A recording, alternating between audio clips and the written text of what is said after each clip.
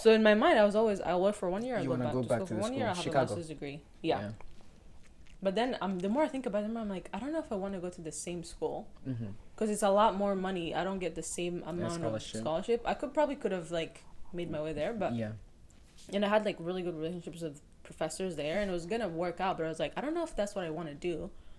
And then with all of that, and I was kind of accepted. Like all I had to do was like, hey, I want to come back. Just go through the process, Yeah, basically. go through the process. But so then my bosses, they sat with me. We called like international affairs at school. They're like, we just want her to work for 1 more year. What do we need to do? Is it possible? Yeah. They're like, there's nothing. Honestly, there's nothing with the new Restrictions regulations.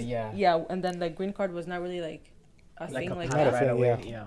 So yeah, I was like, I have to leave the country. Basically, it's almost like I got deported, but it's like my OPT ran out and I couldn't go to school. So that's when I packed up. You have to go. Everything, and I was devastated. I think this is when I was like crying every day because I was like, I worked so hard for this, and then I'm losing it. Because I don't know when I'll ever go back to grad school. Right. It kind of feels like those high school days when you mention like what's Again, next, and what's then now next? like it's kind of like why is coming it back. always at this stage? At this stage, yeah. man. But I also had to put on a brave face. I'm like, oh my god, course. like You just what are you came to doing? I was like, America. yeah. So I've decided to go back home and build the country. Yeah. In a way, yeah, but also like, like, I didn't nah, I really don't decide. I want was to. forced Like, to leave the yes. country. Yeah. Like, It wasn't my choice. It's like, yeah. Like, Wow. yeah. So then June, I think I moved back. I remember it was an election year in Rwanda. Yeah. So I moved back in June or July. I think July. Yeah. Because my OPT July. Yeah. July. I get back home. I sit there. Probably 2017, probably. Yeah, 2017. Yeah. Get there. Like this is when I'm like, depression what central. do I do? Yeah. What am I doing with my life? I gotta find a job here. Yeah. But also, am I gonna go to grad school? That was like, because the only way that I could get through, because again, none of my friends, none of you guys were there. Yeah. So now, I'm moving back to Rwanda in a place where all my friends are not there. Yeah. And some of them started moved back a little. What would come After like it was after, like it was But not now I gotta everyone was figure this coming whole right thing- yeah. away. And it's been what, like 6 years? Cause Yeah, Yeah, 2011, 2012, 2012, yeah. almost 6 years Now of you have to adjust the system. 'Cause I've you- only been System, here for yeah. a a way of thinking that's very different. Yes. And like again, having been here for so young, like long and young, Like I'm you almost. grew up here. I grew up here. Yeah, you And go from a this- teenager to yeah. an adult, young adult And in the young adult, US. and my thinking is all different. And now I'm like, I reached out. I was like, a family friend knew somebody who like owned an architecture place. Back home? Yeah. Yeah. So reached out to them, but also in the meantime I emailed the place that I had interned at. Oh, Mas, Debutaro, yes. like, I was like, hi. yeah. I'm back. I don't know if you remember me, but I interned here in 2014. Yeah. It's now 2017. I designed this chair, by the You way. know, like I had a great time, and I'm here and looking for work. And here's some updated resume. Yeah, I was like, here's my resume and my portfolio. Yeah. Nice. They're like, yeah, of course we remember you. Like, you Yeah. should stop by and like talk to us. Sure. I was like, sure. So now I go, and guess where they were? They're at Kigali Heights.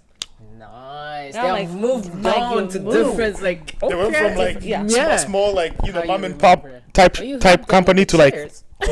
That's why I was The like, hey, chairs is what they were sitting on. Still? that's me right there. You know? I know. I walked. You know what? I walked in there. I was like, I know this. I did that. know I this did shit. that. Yes, yes. And they had gotten them made multiple times. I was like, oh, This is my now we're blueprint. talking. Yeah. Yeah. So like and some of them were now like, it was like almost like 60 people from whatever age. From like 7, 8. Yeah, and they're people doing, that like, lived amazing. downstairs and came to work down. Yeah. Yeah. I was like, wow, okay. I was like, This is okay. how it moved. So I kind of interviewed with them, and then they're like, all right, we'll let you know. And then I interviewed the other place, and they were like, yeah, we'll give you a job. Like, That's amazing. yeah. So I was like, oh yeah, sweet. Like I saw the money. I was like, oh my god, This- You what a have time no- to be alive. I'm listening to your journey. Like it's like this. It's like highs and lows. Like There's man, no, like plateau. It's just up and down, up and down. I was when like, it's high, okay. it's high. Figured it I was out. like, When- this is doable. And So you're then in Rwanda, you still live with I'm your in parents, Rwanda. you just I live figure- with my yeah. parents, and I mean, I wasted my money because all I did was restaurants. Yes. Because the thing is, like, Living life. yeah, It feels like Kenny when he was kidding. When he Yeah, went it's like back, he was like, Bill Gates Jr. That's what he called himself. literally. he said he sold his car for like $3,000 and he went home and he spent it like in like 4 months. He was gone. Yeah. Which I is have so a easy to question spend. for you. Yeah. Right now, like, you're one of the few people that had the experience to work here in America. go home and actually get to work for something that is actually like, hey, I'm doing something that I like and I'm getting paid. How is the culture in terms of job compared, like contrast? What's the contrast between here and there? So here, it's kind of because I was living on my own here. Yeah. So I have bills to pay. Big factor. Yes. Like even though I do enjoy what I'm doing, but at the end of the day, I gotta cover You own yes. I own myself. I own my schedule, but I gotta cover the bills. Yeah. So I would show up to work. Some of it I was like, it's not so glamorous, but it's like, it's work. You gotta do it. Gotta do it. And then they knew that I was there for about a year, so they try to put me on stuff that was helpful for me. Mm. But again, at the end of the day, I'm also at the bottom, so I gotta help whatever way I can. Yeah. But then when I get home, I'm like living with the parents. Yeah. But my thing is, because I was so, and I don't know how to say it, but I was just in a low place. All I had was work. Yeah. Because I don't, like, my friends are not there. No, yeah, nobody, yeah. And so whoever I meet, I'm going to meet at work. Yeah. And there were Americans there that worked there, so that kind of connect immediately. In a way, I connected with them, but also, I'm also Rwandan. So it was like this weird thing where, like, the Rwandan is like, you can connect with them and I don't want to come off as like you feel like you feel like you're better than us because you're hanging out with the Americans that you connect more with because that's but even them it's only half connection because it's like I know again, the guy but they're not from there but it's like because I connect with you culturally on a way because I've just spent like 6 years or whatever in a country, but then again I'm also home. But what is home? Yeah, nobody that has the same experience. So now I'm like stuck in the middle. It's like, oh yeah, she's just gonna hang out with like the Americans. A good perspective but I'm also, but then like people would have conversations. I'm like, I don't really think like that anymore. Yeah. The whole like, it's like I understand. I feel you. Married, by all means, like have kids. But I'm like, yeah. There's also other things that I could do, and that's not but something like, that I can usually like back home like that's the mentality or the mindset like this. You go to high school, you graduate, go to university. 2 years you work and then you get married. Like that's the path. But sometimes I'm like, maybe I want to own a home. They're like, as a woman, and I'm like, yeah, why not? Yeah. They're like, oh my god, you never find a husband. I'm like, that's not the like the goal. That's not the end goal. Or they'll stab you with like a little thing like, hey, like what was I gonna say? Like you become American. Yeah. You have been. And I'm like, you have become so like it's like a very like it's like it's so much of a. I just lived there. What did you think was? It's a backhand compliment. Like they'll say it's like you become American, you've evolved, but like not in a good way. After a while, it was not a compliment anymore. Yeah. Like, here she starts again. I'm like, I don't know. Like, what else do you want me to say? I was sent there. I literally did what I was sent to do, which is learn and think critically. And now that I'm critically talking to you know what you're saying. Well, also that some of them your family members. That were also some of them were, because it was like, all right, like you've done everything. Now, like, please. I haven't done anything. I just literally I just finished school. Yeah. Like I haven't done a single thing other than just get a degree. Because I've seen like I've been exposed to what could be my life, like what I want to do. Yeah. And I haven't even. Now that I have a job, they're like, the only logical next step is like, get married and have babies. What's that? And I'm like, I'm a child. Please leave me out of this. Like, I'm not about to be a child bride. And but this is very good because I feel like we never really got to explain the name of the podcast, like the Borderless Minds podcast, Realities of an International Student. Like the word borderless. It's just because once you travel from whatever you are, whoever, or a country, I'm not just saying Rwanda, it's anybody that just gets to travel. And the amount of things you get exposed to, it changes your mind. It's amazing. It's insane. It's culturally shocking. It's like you just discover how people have a different ways of living, and that just expands your mind. And that's the thing. If you're open to it. If you're open to it, because once you resist it, trust me, you're gonna have. You're gonna be set in your way. And these are things we're trying to connect between the borderless minds of people that have been had the privilege, because it's still a privilege to be here. It is the biggest privilege. And these are but guess what? It's just not the only thing. There is a reality. Hence, realities of an international student. It's like, let's talk about the actual realities that people start thinking about. Hey, you, she, he's in America. But do you know what I have to go through? But guess what? It's still got exposed to this. So how do we connect between, how do we bridge that gap between about how people see people in America or how they think we see people in Rwanda? Because trust me. What's the perception and what's the reality? Like, let's talk about this.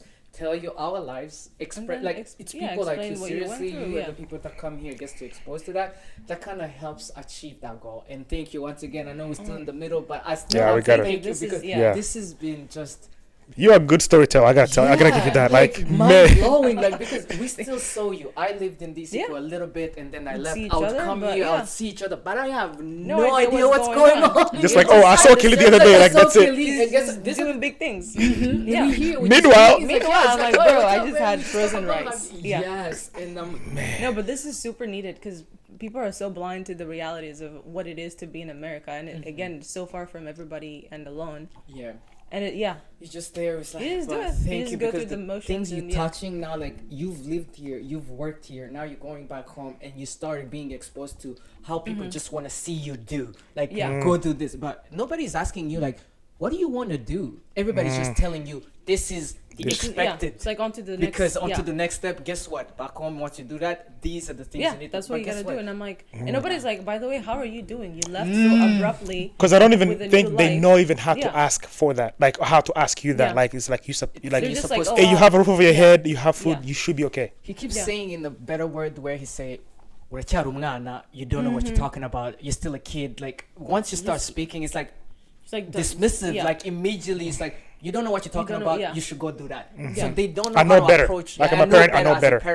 Which I hate whoever. It's like you don't know better actually. Because I'm a full human going through all these things. I'm figuring it out. So that, and I think that's the other thing is there was such a, and it's like no offense to anybody. There was just such a huge shift between when I came at like 16, because now I had to regulate my own emotions. I had to like take care of me. Because I couldn't go to my parents or friends. Nobody's understanding. So now like. There's already that divide between like if I have a problem, I would go to my parents if I lived there. Now if I have a problem, you have to deal with it's yourself. Back to me. Yes, it's like so now I'm moving back home, and I'm having all these like feelings, and obviously, it's gonna show up. Like it might come up as like, oh, Usigaiwito, and they're like, you're so quiet, you're so this, you're so standoffish. Like, I'm like, I'm going through it, but I can't talk about it because there's so much backstory that you would have to understand. And now it just seems like I don't get along with anybody. So now I'm like. What can I do? I can work and then I can go eat out. Yeah. So guess what I did? I see. So it's like your coping mechanism. So my coping mechanism is spending money at the restaurant. I can tell you every single restaurant in that city when I was there. I was like, yeah, I've been there. Like up and down. Wow. And they're like, what are you doing? I'm like. Even though like we'll talk about like perception, like to some people it may look like Kelly is like she's an American. She just came here. She got a great job. She's like living life. Yeah. So versus like for her reality is like. This is her coping mechanism. This is how she can like. And that was the smallest thing that I could equate to America. Because it's like the restaurant culture. They're like, why do you like restaurants so much? I'm like, I don't know. I'm just learning new cuisines. But then again, like some of the American coworkers were doing the same thing. So I'm like, at least there's like something. Because that was my home. That is like the closest thing I could do to feel like I'm home, even though I am home. Adult, So I like drown myself in work, honestly. Because that's the only thing I can control is work, and the least amount I can spend thinking about my life, the better. Yes, you don't. No, I don't want to have to like confront my own emotions. Like let me just keep delaying. Right now is terrible. A little background. We did talk about journal a little bit, so hopefully we'll get to it. We'll get back to journaling. Go ahead. I started journaling actually. At the back home? Because it was so bad. Because I was like, I need to figure out work. I need to figure out grad school, and there's no like therapist or anything, and I can't really like. Open up to my parents because there's just so much has happened and there's other kids that are also going through like the same thing which there was a bigger divide also because we're all going through it differently. So I just go to work or we don't know how to open up. One point I was like I'd go to work, I'd learn how to drive in the morning, go to work, and then work on my portfolio at night. Like that's it. That's it. And then you sleep and then you repeat. Go out to restaurants on the weekends. Because I know I want to go to grad school now. So I'm like working on my portfolio, working on my essays. I remember like even Christmas was like the saddest Christmas because like you're just stuck in this. Yeah, it's the same like routine. So and I think December 31st was the deadline for a lot of these grad schools. And you have to. So I'm like I gotta keep doing it. So I did the same thing. Wow. And I'm just sitting there. I'm like I look okay, and I can joke about, but like if I really sit down and think, I'm like my God. I'm like it would break fully you depressed. Yeah. But I'm just like, just let me get through it because again, like the next thing is maybe next year I'll go to grad school, and it was a maybe because again the money, the stuff. So the thing that I got to learn, and I would say, when a lot of grad schools like master or architecture is not STEM accredited as well. Wow. Yes. Oh. Very few like Yale, Columbia, not at all, not accredited. Yeah. So then I started thinking, I'm like, if I'm gonna come back to America, I can't do the same one mistake. So then that kind of narrowed down the schools. I started asking the schools. I'm like, sure, I want to come to grad school there, but is your master's degree accredited? No. I'm not even gonna consider it. Like even knowing how to like to ask that information. But nobody like, tells you this until you go through it. Because how many international students did you know that did Masters of Architecture? Like, like it's the four majors, like doctor, lawyer, civil engineer, and or maybe like nursing. Because if you think about it, you would think it is. Yes. But it isn't. It's not. Yeah. So this is actually news. I learned that when we came back here, when we came to visit. Yeah. But yeah, keep going. But it was crazy because I was looking at Colombia, which I was just like, think big and think high. Like, okay. But I was like, Colombia is not accredited. I was like, great. I looked at like Michigan. It wasn't. I think it wasn't at the time. It was also too expensive, and I think it was just too much. So then I started to reaching out to like all these old professors, like old jobs. I was like, hey, I'm looking at grad school. Can you write a recommendation letter? And this is when like some people pulled up for me, like pulled through, and some people just were like, honestly, you're asking for too much. I'll give you one. Okay. I was like, that's okay. I'll still take the one. But yeah, so some people wrote like 8 recommendation letters for me. Nice. Lord have mercy. To, like 8 schools, and some people because it has to be like one. different. Yeah. But it worked out. For you just want to make sure, like, hey, you cast the net super wide and then see what takes. Yeah. But out of all those, so like I had a spreadsheet. Yeah. Again, the spread you must spreadsheet because I was like, school, where it is, application like deadline. Yeah. How much it is. Is it STEM or is it not STEM? Yeah. Accredited. Accredited. Wow. How many? What do I need? Some of them were like you need organized. You have to do that. Because there's so many things to like to keep track of. Yeah. So then you have to like put them in like. Yeah. I only started doing that with the jobs, but before that I never did spreadsheets. Sometimes I'm like I've been so spoiled, like just like not to like mess up the mood, but I've been so spoiled. I only like. He went from one thing. I only got one job interview after college. That's wild. And I got it. Honestly, I'm happy for you. Seriously, we don't all need to go through this. Hey boss, I appreciate you.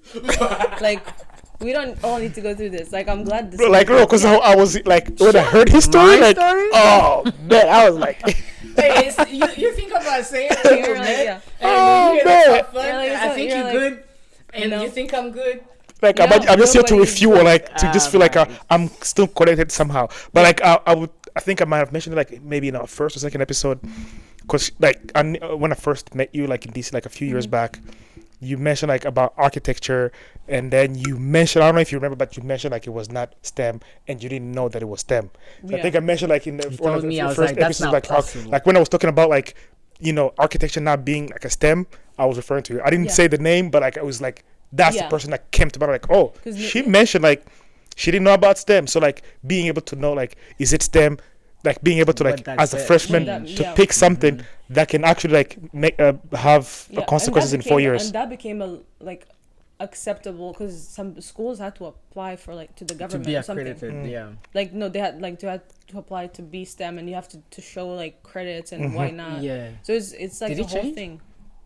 No, you still have to apply. Not all architecture schools are. Okay. So the thing is, I also couldn't be too selective in my schools. So I applied. I think I applied to like Virginia Tech, Clemson, Notre Dame. I guess Notre Dame. Notre Dame. Notre Dame. And I know they were gonna do like a Rome semester. I was like, of course I have to do that. Yeah. So I applied to all these schools, and I got in all of them except I think like one or something. Yeah. Which I was like, let's go. Yeah. Man. The money. Oh, never mind. I'll take Second thing. It's like I've never been happier than when I got into Notre Dame because I was like, I actually still have it. Like I can still, you still have I was like, offer letter, the letter of congratulations. Yeah. Kind of fled. They're like, we're so excited. This is how much you're gonna pay. Ooh. I saw 80 grand. That's what I was actually about to guess. Like, does it sound like 80 grand? Like, I was like, it was nice to meet you. Not have, and we'll probably won't have anytime soon is 80 grand. Yeah. And that's just school. There's now you gotta do living expenses. Yeah. And I asked him, I was like, hey, like, super excited. Like, is there any scholarship or anything? So this lady sent me like a website. Most of them you have to be American. Yeah. I was like, thank you so much for insulting me. No, like that was kind of my thought process when I wanted to go to medical school. Like I originally wanted to go to medical school, and then like I'm going through like these financial things like that I never considered. Like, oh, I want to be a doctor. I'm like, it's all a dream until you see the details. Like, oh, never mind. So this now you're wondering like, why is there such a disparity between the different communities and that brings you down even more. You're like, because half of them can't have. It's a luxury to go to school for most of these things. So yeah, and it makes sense, because if you're going to be an international student and you want to work here, you probably should get a STEM degree, because at least you have a bigger chance to be sponsored, because you're doing 3 years versus 1. Because if I was an employer, why would I hire you? Somebody for a year. You only gotta be here for a year. Yes. Yeah, I don't know anything about you. Yeah. But you said a year, and then if you start in August, like H1B, you must apply by March. That's not even a full year. No. So you're taking a chance. Yeah. We didn't unless you have some. Because once you also become like, you start working, you realize just how long it takes to train somebody. Yeah. And now it's half of the year that you've been the resources, and everything that you did for this person. After a few months, they're gone. It's like, hey, we and now you're like, some people have been through it so much that they're like, we're just not willing to do that. Yes. Yeah. And at the time, H1B, which is still a lottery, but back then you had to apply everything, pay, and hope it was to like, be you hope to be selected. Because, if you, for premium, I think for premium is what you would. Premium right away. No, premium is just like they fast track the decision. But that's where you would pay. Yeah. I don't think we paid. But then again, you're still paying. You're still for paying lottery. for something that it's not like guaranteed. It's never. And so thank God that now you only just apply, and then you pay like what, $80, and then that's when you find out is when you go through it. And then at the time you're asking a lot for somebody who's not your parent. Yes. Or friend. You feel like you're asking a lot, but they should be investing in you, because if you're actually like a good employee, then you're asset to them. And for most people, I think it's been like worth it. I would like to think that it's been worth it for me, but it's like that's a lot to ask for somebody who doesn't know you and is basing off of like your resume. So they would rather to invest all these resources, like it's like people who are like, honestly, we've been burned so much that we're just not willing to do it anymore. Yes. Which is understandable. And then you're like on your side, you're like, please give me a chance. I just need a chance. I'm gonna work so hard. Like I will make sure you. I will sleep at the office. Yeah. Like whatever I need to do. Like I swear, there's still people that are like, please, I promise you, if you hire me, but they can't see it. It's paper. They don't know who you are. They're just like, it's like, you know what? We're tired of all of that. All of this. Because it's like we still have a business to run. So instead of holding up to this person, let's just move on to the next who's never gonna. Who's actually not gonna require any sponsorship. Because one person was like, I understand what you're saying, but you're on this 1 year thing, and then before I know it, you'll need to be sponsored, which again is only 3 years. Yeah. Oh yeah, because you have to renew every 3 years, only up to once. You only get one renewal. Yeah, after that, 6 total years. You need to be on a green card, or you must leave. Yeah. Or go to school. Or go back to school. So you're like, I've trained you for 6 years, right? Which I'm like, I'll go back to school, but it's like, now I've trained you for 6 years, and now you're going back to school. It's just a lot. But again, you gotta do what you gotta do. So you got in what school? So you got all. Where did you go to grad school? Yeah, which one did you choose? So Clemson. Nice. Again, the South. I was like, I'm tired of the winter. I cannot possibly, because the thought of Indiana, South Bend. Oh yeah. Horrible. Sure, we live next to it. Midwest. The Midwest. I've been through it. I was like, and plus, you lived in Chicago. Oh man. Yeah, in Chicago. Oh man. The Midwest is for you. Seen it. I was like, I'm not doing this anymore. It's depression times 5 because there's no sun. There's no sun. But the thing that like made me I was either gonna look at Virginia Tech, Notre Dame, or Clemson. Out of all of those, Clemson, the graduate school like director, like called me. He was like, "Hey, like, do you have time to talk?" And to this day, like director of the department, of the graduate school, of the graduate school, architecture. Still, which is still, like, these are like amazing people. So I'm working in Rwanda. I was like, "Hey, like, sure, I am in a different time zone, but I can talk to you at around like 7 p.m. here, which is like 1 p.m. whatever your there." Time or whatever. Yeah. He's like, "Yeah, no worries. It's the summer. It's all good." So like we started talking. He's like, "Yeah, like." I like your profile. And one of my other friends that also I think gotten into it. Yeah. So she was like, "Yeah, just talk to him and tell him." He was like, "What like reservations do you have? Like, what's making you think twice about committing to Clemson and versus?" And I was like, "Look, man, like, I've never lived in the South. One, I have a perception of what that is. Maybe right, maybe not. He's like, that's fair. I can't really like." I can say that we care. Yeah. And then I was like, money. He's like, what do you mean? I was like, I can't afford, like, Clemson is a great school, but I can afford maybe a semester. He's like, all right, so how about we do this? We'll give you a scholarship and you only pay half. I was like that's a start. Keep going. Okay, and then we're talking, and then my internet goes out halfway through. I was like, wonderful. He's like, so I'm like rerouting basically the whatever, and he's like, yeah, I'll just hold. He waited for an hour. Oh my god. And then I get back on, he's like, all right, let's keep talking. I was like, okay. So after we had like a solid hour conversation about like what I want to do, and then I asked him, I was like, STEM, is Clemson STEM? He's like, funny story. We just got our accreditation last summer. I don't know, like, what kind of impression did he get from you? Like, I'll hold for an hour, because most directors of like a whole program not gonna hold for a whole hour. Honestly, he's just such a wonderful human being, and that's amazing, man. And like, again, like, these things just happen. Like, I just found myself with this guy. Just happened. Did you hear everything? Too many coincidences. You definitely need something that sparks like a list. Like, hey, just give me by hope. the grace of God. Which I was like, if everybody in the South is like you, like, wonderful. Yeah, sign me up. Yeah. So after a while, he's like, all right, like, I'll write up the scholarship thing. So he gave, like, I got the scholarship, but instead of paying 30 whatever, now it was 15 per year, which is very or like a semester or like something, which was like, that's still doable, like very doable, but I have to get an insane amount of loans, but I'll get back to you. So then I had another follow-up question, so I was like, hey, so and so, can I talk to you? Like, do you have time? He's like, yeah, I'm in a meeting, but if you wait, I'll call you on my lunch break. Cool. He leaves his meeting, he literally grabs his lunch break in his car, and we're like on the phone for another hour. Nice.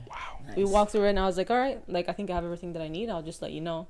So I had to talk to my parents, and I was like, I gotta figure out how to pay for school. I can't ask them to pay for grad school. That's just greedy at this point. So then I look into like private loans. I knew somebody who had just gone through private loans. I had no idea what a private loan. I just knew people who did like FAFSA, blah blah blah. But that's from FAFSA. So then I look into it. It was the most foolish decision I could have ever made, but it was the only way to do it because it was the interest rate. I know. 15% is just a lot of money. But I didn't. And it's just accruing interest probably like right away. And I have to start paying interest in school. And you don't have a job yet. I don't have a job. And I can't ask to be a graduate assistant because it's a 2-year program, and there's somebody who was already there for like a 3 year. Like they don't know me. So, but I was like, if I want to go to grad school, this is what you have to do. This is the price. Because again, I'm suffering mentally. I need to go. Like, I need to do something. Next thing, it's still about like the next thing, the next thing. I'll figure it out. The same thing is like, you don't have to have everything figured out. If you can figure out one step, just jump. Everything else will come. But then again, I have a little bit of a plan because I like shot myself in the foot. Because now I'm here and I have to pay rent. I have to pay the monthly interest, and I've spent all my money on restaurants. But did you come right away immediately? Like, did you have to start somewhere? Did you save for a little bit? Well, I had enough saved to like buy like the bed and the blah blah blah, and like the first 2 months of rent, which dried up real fast because life was expensive. But I was back. And that's all that mattered. She's like, guess who's back? Let's figure it out. I had to find housing by myself in Rwanda looking for Clemson. I was like, I don't know what any of this means, but I joined like a graduate school group on Facebook that was looking for housing. Got super like some of them are like scams, you know this. Yes. And I'm like, send us deposit and then we'll show you. And I'm like, I wasn't born yesterday. Yeah. What do you mean you'll show me the room? I know the system. Eventually I got connected with this like it was a townhouse somewhere. When you Google map it, it's a 7-minute drive from there, maybe a 15-minute drive from the house to the college or School of Architecture. Now I didn't have a car. With a bus, when I did it in real life, it took me an hour. Because it was the last stop. So every morning I'd have to commute for an hour for something that takes like 14 minutes to drive. But I didn't know that because again I was just excited to be back.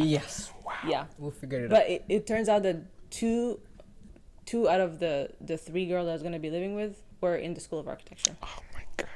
Bro, like so many things are so lining up for you. Like I'm like, man. And we're going to be spending a lot of time, and like I'm still close with some of them, and it's just like they would give me rides when I could. And again, I don't want to depend on you too much. So then I'll wake up at like 7 a.m. or whatever, go to school, again, studio. So this is how I became a really great student. I was like a 4.0 like student up until I graduated, and then it went down because some things that I don't agree with, but that's fine. Because I would in the morning make my breakfast. Now I have to cook for myself. You have a structure now. There's no money to spend like that. Spend on restaurants, no. Morning, I have my breakfast, whatever.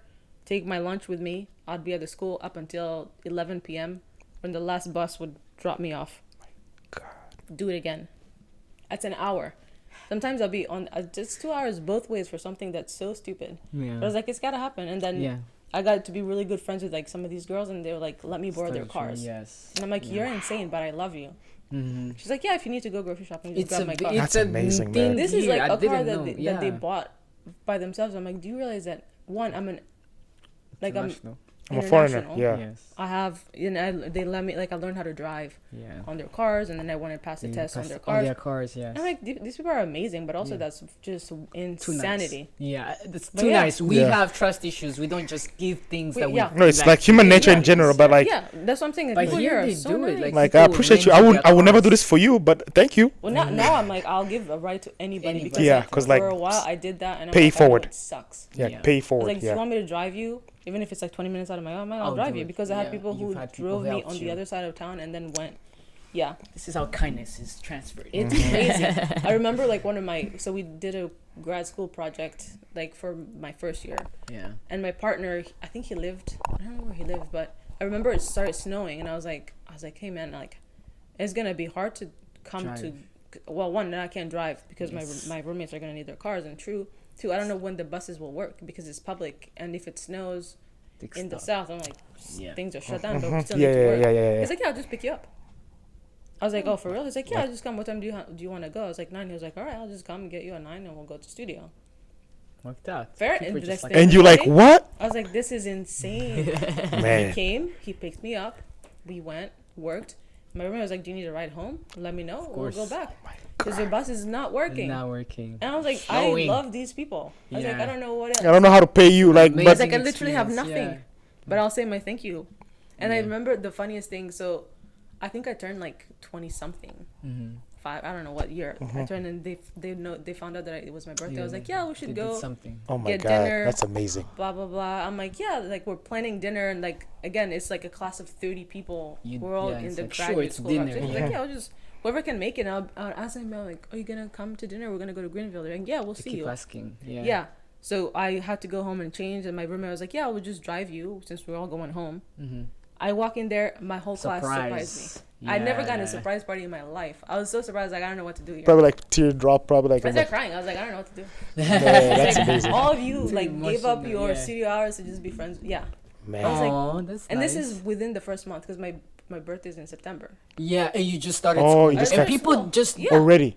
Like people probably like you're probably not gonna acknowledge this, but it's probably like has like a lot to show about like who you are as a person, because like they can't do all of that if you have not been. I just couldn't get it. I was like, this is insane. Like people are just we just like partied and then went back to school. But that's also the culture of like architecture, because we're all going through it together.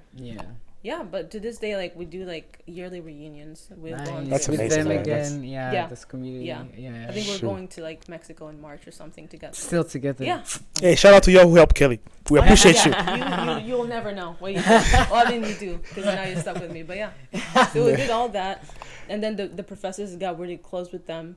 The guy that I went to his house for Christmas Eve dinner, and then I went to another professor. That's the thing too, is like Christmases. You stuck at school, you don't have you don't have. They're like, oh, you're gonna be alone. They're like, unacceptable. And they feel bad, like for you, like you don't even register. It's not even feeling bad. They're just like, I just can't let you be alone. Let you by yourself. Like it doesn't make any sense. But I've done it before. Christmas is a big thing here. Like, even back home. Or Thanksgiving. Back home, it's more like you go to church. Yeah. And this is when you put on your Sunday's best, like your best clothes. You go and then you eat the best meal for that year, and then that's it. That's it. But I hear like just come hang out, do this and do this. That's totally the same thing. I'm like, these people are amazing. That's amazing. Like, so now we gotta have to be a little bit more friends, because now like I gotta take some of those like blessings. I gotta tap into some of that, because like you just have to be Kelly, man. No, I just need like a portion. I don't need all of that. I need 1%. You just rub off of each other. No, like for real. Like this has been great. Like this has been a long conversation, but like I'm like thirsty for more, like cause, like the storytelling and like because like it's always very informational, like but in a storytelling mode, like where like you're able to like relate to folks.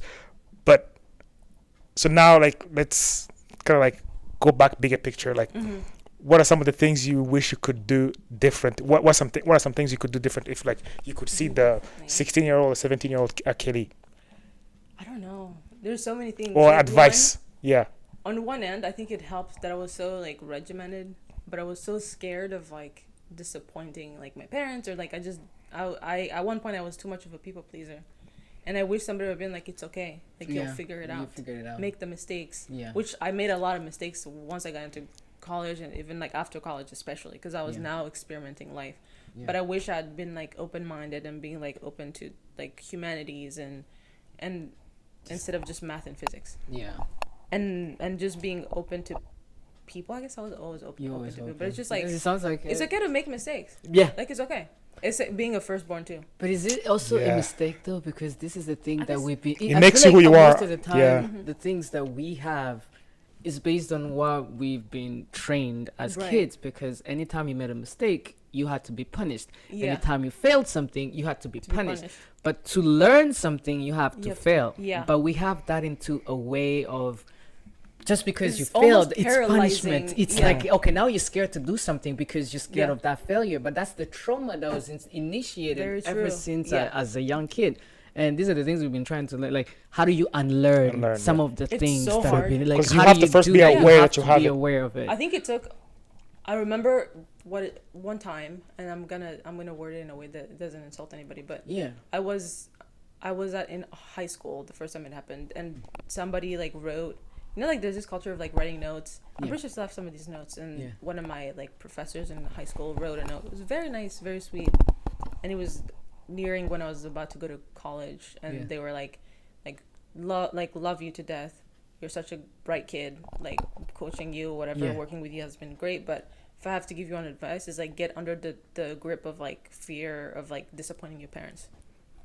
Bluntly like that. I didn't even realize that because I was like, oh, I gotta ask my parents, or I gotta ask my parents. I wonder what my parents would think if I did this. And so I was like scared to make any mistakes. It was like I was too much like I'm a perfectionist. Like, I gotta make sure like it's. But I never like actually made it like said it out loud. But the fact that they saw it from just the way that I acted, they were like, just like let go a little bit. And I think I was like, oh my god, and like people are seeing this. Yes, and then it started opening up a little bit, and that's when I was like.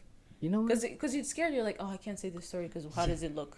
Yes. I can't do this. Now I'm like, I couldn't care less. Like, I'm not gonna insult somebody, but I'm like, that's just what made me. Yes. Sorry if you don't understand. I'm sorry, but this is for me. So so little things like that. And then the other thing is honestly just figure out, like, don't be scared to just jump into it, but also have a little bit of a plan. Because had I known about this whole thing about STEM, accreditation of like accreditation.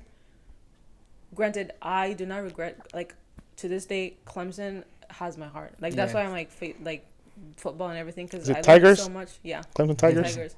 Because, like, I learned so much, and I went through so much to get to there, and even while there, I went through even more stuff. I almost dropped out. But it was, like, I learned so much because I went through all of that. Yeah. And it made me who I am, and it, like, I don't think that I would have the job that I have today if it wasn't for that. Yeah. But it was also would have saved me so much headache, just understanding, seeing a roadmap, like, just so you know. These are the things Bachelor of Arts, here's what you're gonna do. If you get a Master's of Architecture and it's not accredited, you're gonna do this, or you should, like, this kind of stuff. Like, have some of the things. But you know what? I understand all that, but I feel like that's what life is. There are all the things you're never gonna be able to unless somebody's willing to share. And so that's why I'm sharing, because I'm like, somebody has to know. It's that, like, trauma thing. It's like, I don't want you to go through what I went through.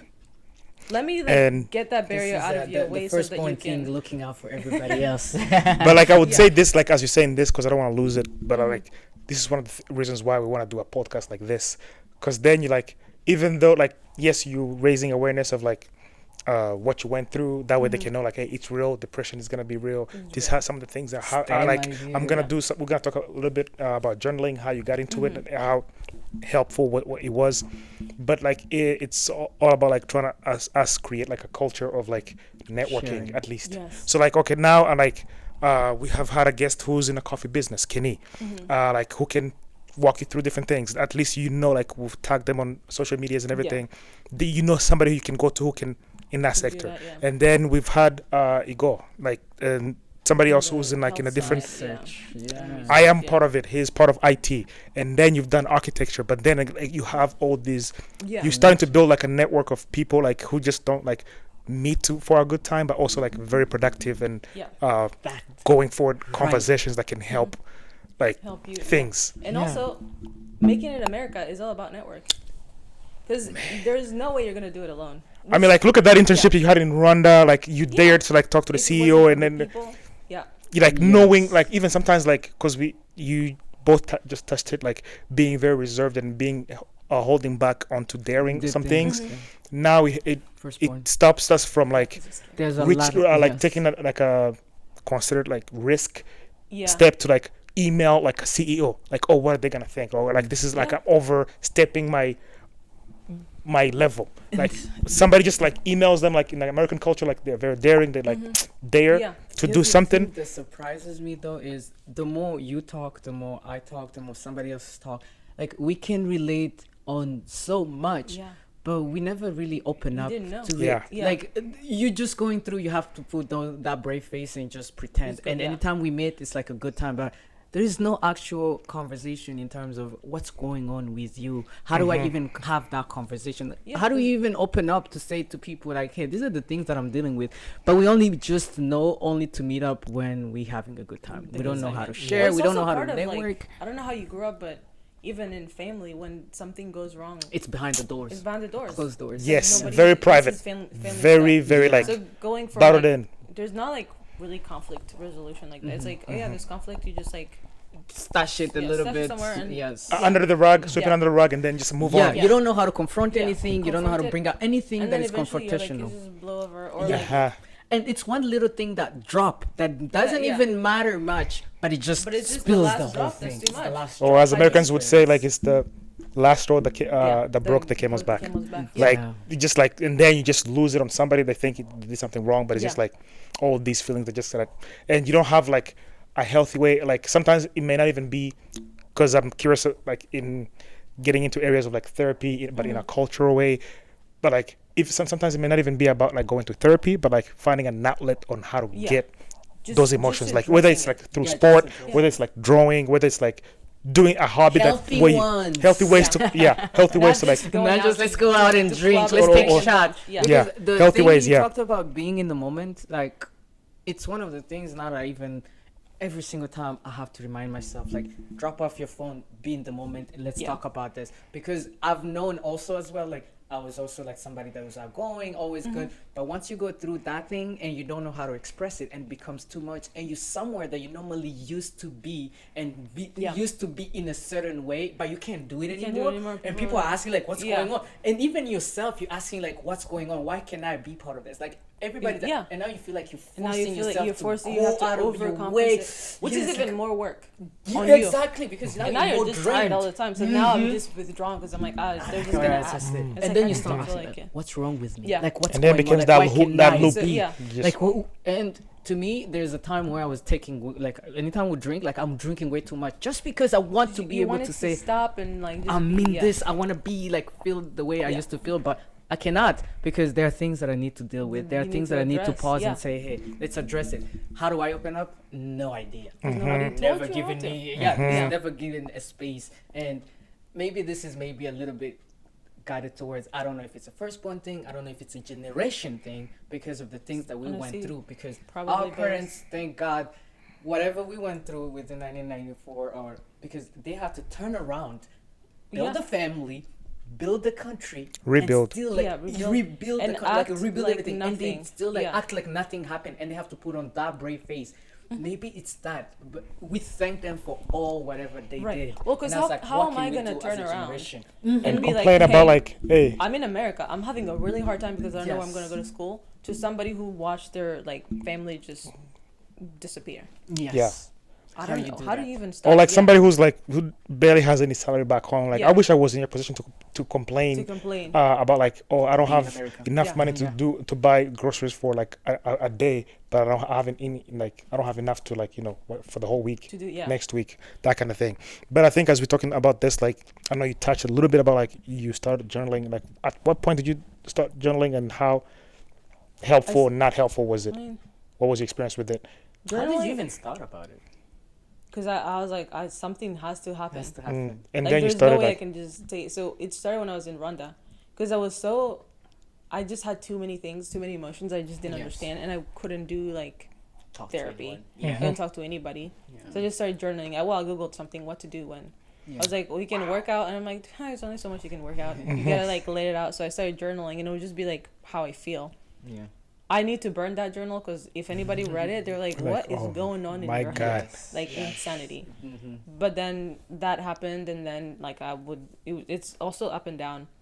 It's like I'll journal. It's like I'm not gonna journal every day, but when I really needed to, I would just journal. And sometimes I'll just be thinking like things out loud or like something that I remembered, and then when I came back to grad school, things were fine for the first like semester. The second semester, I went to like Charleston. We had a campus in Charleston where you only had to pay for like your living. Oh wow! Because I was working in the morning and then doing school, so that kind of counted as like a scholarship. Yeah. But then that's when I realized I was like, I'm running out of money. Yeah. And I can't take any more loans, so I was like, I'm gonna drop out. Yeah. So then I started journaling. Kind of like, here we go again with this cycle. So I started journaling to figure out what to do. Yeah. And all that. So it helped to like put what I'm thinking on paper. My thing was like, what do I do with it now? Yes. And it's still to this day, I'm like, because we're so used to there's got to be an answer. Logical person. Yeah, there's a lot. Yeah. Firstborn, I promise you, if you don't have a plan or if you don't, this is why we even have a hard time expressing ourselves, because first of all, emotions don't always make sense. But because it's not logical to you, you can't express it. It's like, I don't know what else to say. Like, I'm feeling this way, but I don't know what to do about it. To you, and if I get to the point where I can express it, I need an answer. I need an answer right away. Yeah, it's like, but guess what? Sometimes it's just about, it's okay to feel it. It's okay. It's okay to just feel like, okay. But for me, I was like, it's not okay. It's gotta be something. It's gotta be an answer. What do I do about it? What's the point? Yeah. Man. So so then I would like go journal, and then it would be out, and then journal again. Yeah. But then I also think that what's really nice about having an American friends is that they're very open about how they feel. Yes. They're very open with their feelings. I'm like, I love these people. I love for me, and I promise you, I'm sorry for whoever I ever judged. Anytime you meet a white person or somebody, they tell you their lives immediately. But that's a way to connect. It's like, great. Can we talk about something instead of behind? It's like, what do I need to know about your life? Like, to me, that always been like, what the hell are we talking about? Like, that's too much. That's too personal. That's worse. TMI.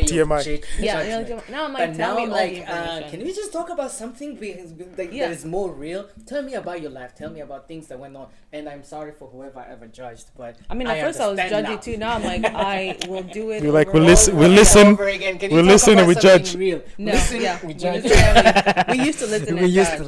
Now it's like no longer judge. Like we have evolved. Like we listen, we don't judge. People are figuring it out. You have a way that you've been raised. You have your own background. You have your own environment. You have a way of thinking. Until you get exposed to more, then that's all the thing you know. Then you see there's more out there than just one way. Yeah. Yes. So that's how it kind of helped me, and then obviously like the world kind of fell apart. Yes. I feel like that's how it is. Like things have to completely fall off so you can rebuild. But now you rebuild with I've rebuilt mindset. So Yeah.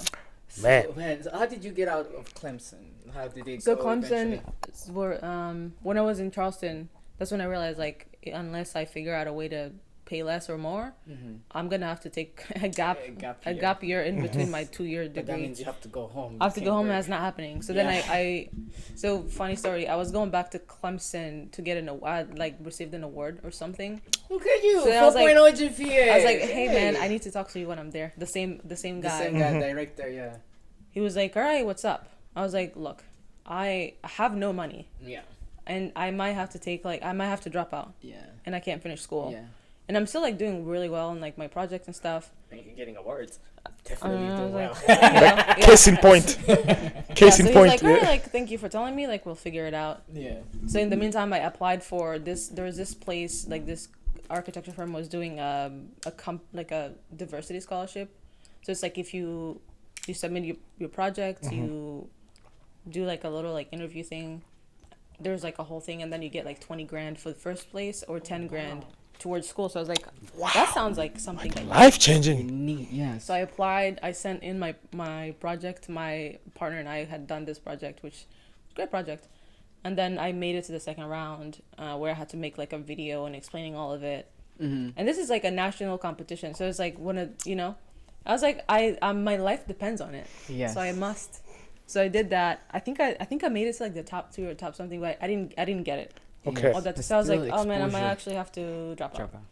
But what it did is like when I got the rejection, I was like, oh, thank you for letting me know. I'm really disappointed with this, but hey, I'm looking for an internship this summer. Yes. Man. If you have one, would love to intern with said company. And then in the meantime, the guy that I had reached out to was like, all right, like, I'll give you a graduate assistantship program that will help you. Help like a little bit. You can pay half again or whatever instead of the full. I was like, people are that helpful. Kind of works. Yeah. I had to get extra money, like extra loans somewhere, which again, but not as much. Whatever. Yeah, instead of getting like 40, 15%. I got half or whatever. Yeah. So I get my summer internship. I go was in DC. Yeah. I mean, I worked. This is when I had like, what is it? Imposter syndrome. Yeah. Because now I'm working in this company with really smart people who are like really changing the world. And I'm like, how did I get it here? Yeah.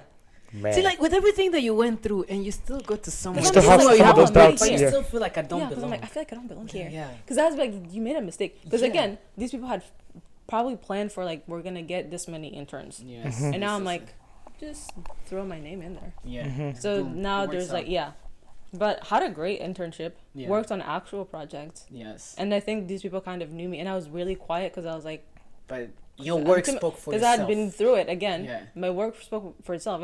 I mean, dedicated and everything. Yeah. Halfway through, like before I went back to grad school, they're like, yeah, let's just like debrief on your internship. Before I left, they gave me a job offer. They're like, I was like, you do know that I am international? They're like, yeah, we'll cross that bridge when we get there. Hey! I was like, okay. Bro, I'm out here so hyped, like it's like just happening right now. Like I was on clouds. Yeah. I was just like, I can't touch the ground because I was like, you know what came to mind right now? You know what just came? You don't have to think about STEM again. No. You don't have to think about OPT again. I mean, you still do, but at least you have a job offer. They're like, like we understand about like you're a great worker. We love your work ethic. Blah blah blah. And I was like, I love these people. Yeah. And they're international, so they have like other offices all over the U.S. So I was like, so 2019, I'm going back to grad school. Like I have a job lined up that's unheard of. Man. But I was like, this is amazing. Yeah. I go back to grad school. I finish. I didn't even like apply for jobs. It's like I already got something in the pocket. I've already accepted something that I wanted. I don't know what else to do. 2020. Yeah. Pandemic. Okay. Oh my god. I was like, here we go again.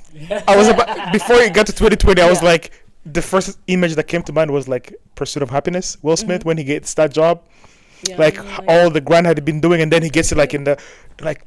He wants to cry, like I don't know what to do. Like I got the job. I've been like. That's my favorite movie to watch when I'm way down. When you're down. Like it's something that just reminds me. Like just gives you like.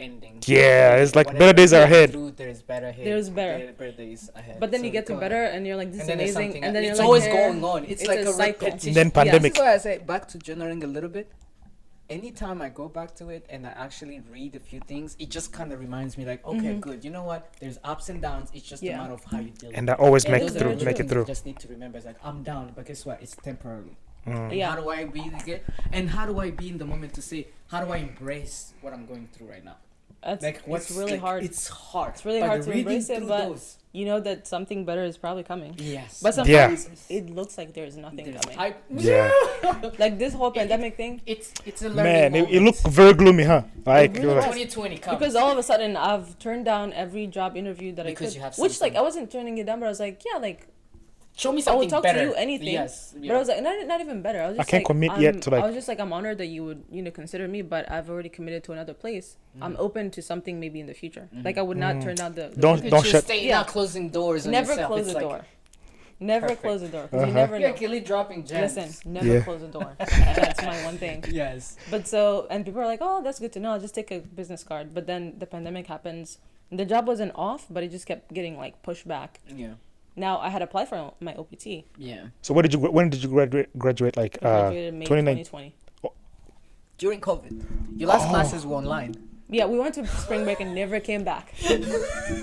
But this whole time, I'm pretty sure I know I have a job. Yes. So I'm just like, So I applied for my OPT. I was like, I'll start in June. Yeah. Because I have a job. Yes. The OPT comes. Guess who didn't have a job? Because they're like, well, we can't really. Don't know what's going on. We don't know when they're like. It's nobody's closed. And I remember, office design. Nobody's gone to the office. Yeah. So like I would sit with and like it's really hard, but I would sit with like the clock starts. The bosses, and they're like, we're so sorry, but we can't do anything. Clock starts ticking. 90 days. So now I'm like, Now the 90s start. I'm stressed. Like, here we go again. Anxiety, and people are like dying left and right. Yeah, COVID. But you like, I'm selfish here. Like, trying I don't even know what to do here. I need a job. Yes. So I started going everywhere. I was like, I flew to Chicago for interviews. I went to Atlanta. I went to DC, and I was in South Carolina at the time, because again I had signed a lease that ended in May because I had a job in DC. To move back to now DC. I don't have anywhere to go, but I also don't have anywhere to live. Yeah. In South Carolina. So my friend, she was like, "Oh, I'm gonna go back home to my folks and wherever she lived. Yeah. Do you just wanna?" She didn't even charge me. She was like, "I mean, I'm still gonna pay for it. I'm still gonna pay for it. So you just pay utilities." So I moved all my things in my car, and I just went to her place. And her roommate had also like they were all gone. So I was just like by yourself. Got the whole place for like 2 months. But then I started to do the math because I was like, my passport is expiring. Yeah.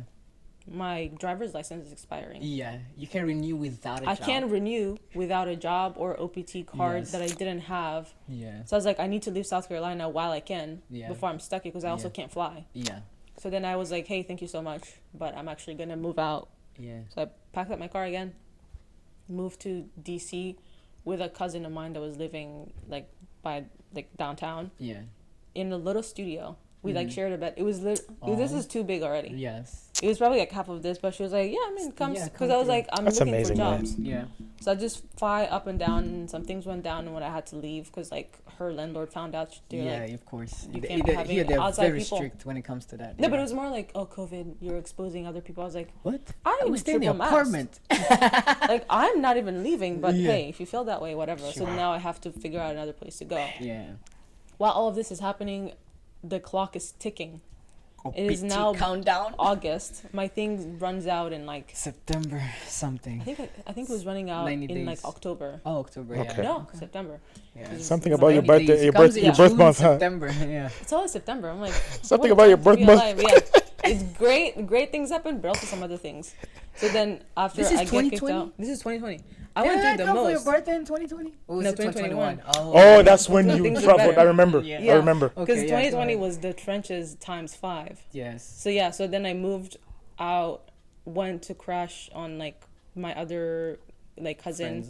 They lived up in like Maryland. Yeah. I was like, can I stay? Because I did a call. I was like, I understand it's COVID. I swear I've been careful. I'm not going now. I'm just trying to find a job. Yeah. They're like, all right, you can come crash with us, but just so you know, we're moving state by the end of this month. September. No, by the end of August. I was like, that's okay. I'll just keep looking and then I'll apply for apartments because I'm hoping that I will have a job. Job by then, yeah. Hope. So I'm looking. Yeah, hope. You never lose that. I never had a job. August came and went. Yeah. And now I'm like, the clock is truly ticking on my time in the U.S. I had like, I don't know, a week left. So I moved with them to the different state. Oh. Because I was like, I don't know where to go. I was like, please, I just need a roof. I left my car parked there in the streets because nobody's ticketing anything. It's COVID. Nobody cares.